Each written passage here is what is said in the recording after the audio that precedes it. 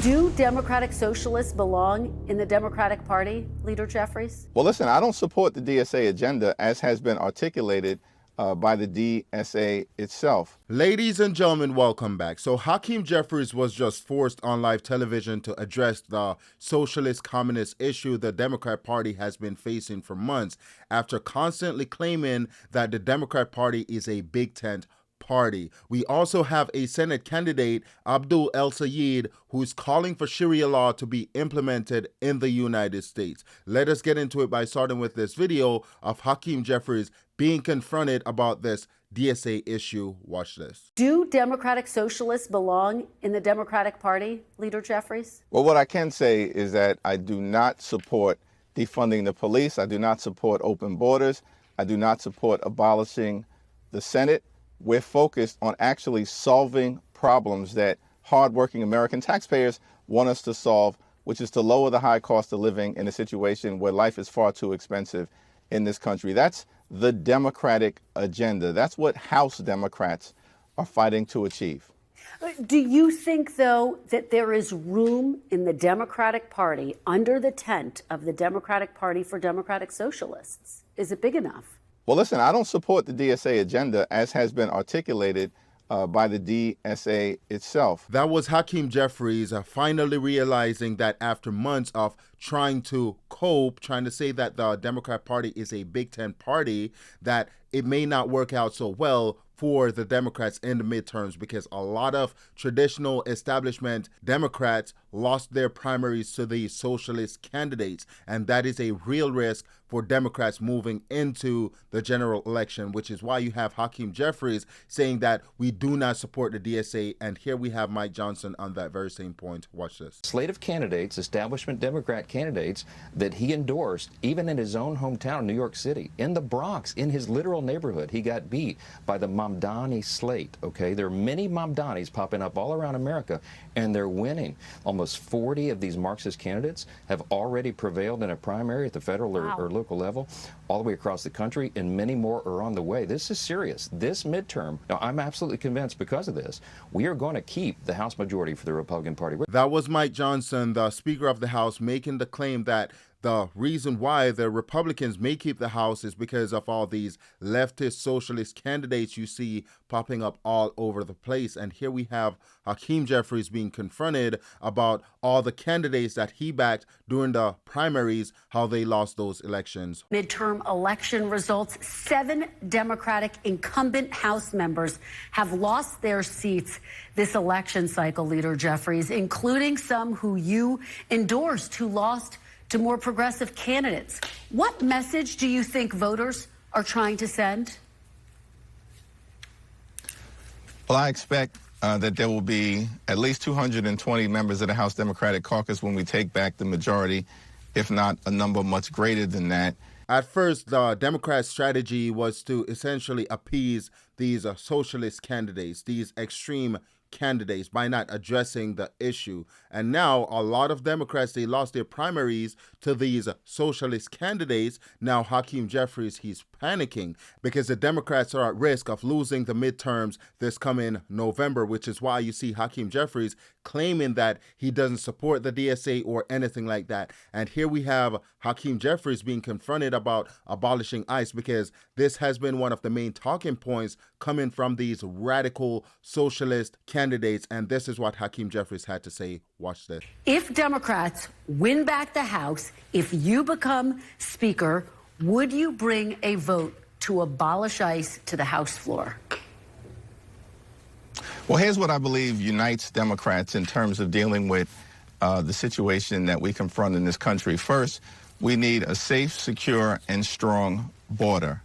We also need to proceed under the principle that immigration enforcement in this country should be fair, just, and humane. And clearly, ICE is completely and totally out of control. That was Hakeem Jeffries claiming that he supports a strong border, even though what you've been hearing from these Democrats and from these socialists is that they want to get rid of all borders. And this is to show you that the Democrats are panicking currently. And now let us talk about Abdul El-Sayed, the Democrat Senate candidate up there in Michigan, because here we have him calling for Sharia law to be implemented in the United States after it was banned in Oklahoma. Watch this. Bismillah wa salatu wassalamu ala Sayyidina Muhammad. Question 755. When the state of Oklahoma voted in a referendum to amend the Constitution to ban Sharia law, what does that mean? I don't know. And yet the voters banned it anyway. And I don't have to tell you that the same exact forces that drove native peoples from their land 2 centuries ago, destroyed Black Wall Street a century ago, bombed a building decades ago, and tried to ban Sharia law not a decade ago, that those forces are alive and well today. So if you don't know what Sharia law is, it's basically this Islam law that dictates everything about what you can and cannot do and what should happen to you if you do certain things. And let's just say it is not compatible with Western values. It's not compatible with the Constitution at all. For instance, you won't be able to consume alcohol because, for one, if you try to do that, then you're supposed to receive like 80 lashes or something like that. If you should be accused of theft, you're not tried or anything. You just lose a whole hand, which is just crazy. And this is what Abdul El-Sayed is advocating for. And you see Sharia law or enclaves being popped up all over the country. And to make matters worse, here we have this article explaining that Abdul El-Sayed, that same Senate candidate, once declared his sacred obligation to follow Sharia law in every aspect of his life until he meets his maker on the day he dies, according to comments he made to the New York Times in 2009 as a young man buying his first home, which is just crazy. This is a Senate candidate that's saying that his obligation is to follow Sharia law until he dies. And here we have Abdul El-Sayed's best friend, Hasan Piker, saying how he feels about the American flag. This is just disgusting. Watch this. And oh my God, I can't believe they're walking over the Israeli and the American flag. Like, suck my dick, dude. They can do whatever the fuck they want with the American flag and the Israeli flag. I wipe my ass with the American flag.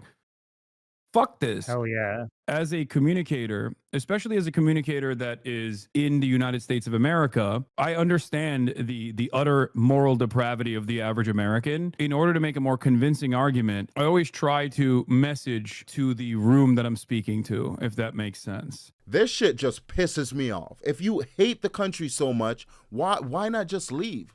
Because you're praising all these other countries. Why are you still in America? Why are you?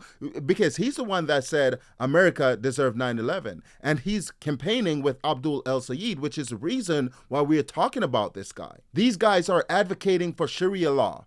They're hating the country. They advocated saying that 9/11 was a good thing, which is just insane. But at least we have some people fighting back against this radical takeover. And here we have Greg Abbott, the governor of Texas, where he banned a facility being built at an airport in Texas, a foot washing station for one specific religion. Watch this reporting, please. I also want to get your take on this other news. You stopped down the installation of some planned Islamic foot washing stations at Dallas-Fort Worth Airport. You wrote to Transportation Secretary Sean Duffy, these facilities appear designed to single out one subset of the population for special treatment based on religion. I'm unaware of either airport installing standalone facilities to meet the particular needs of the many other religious groups represented across Texas. That is illegal. Both airports are government-owned facilities. Both the federal and state constitutions prohibit the government from facilitating this kind of discrimination.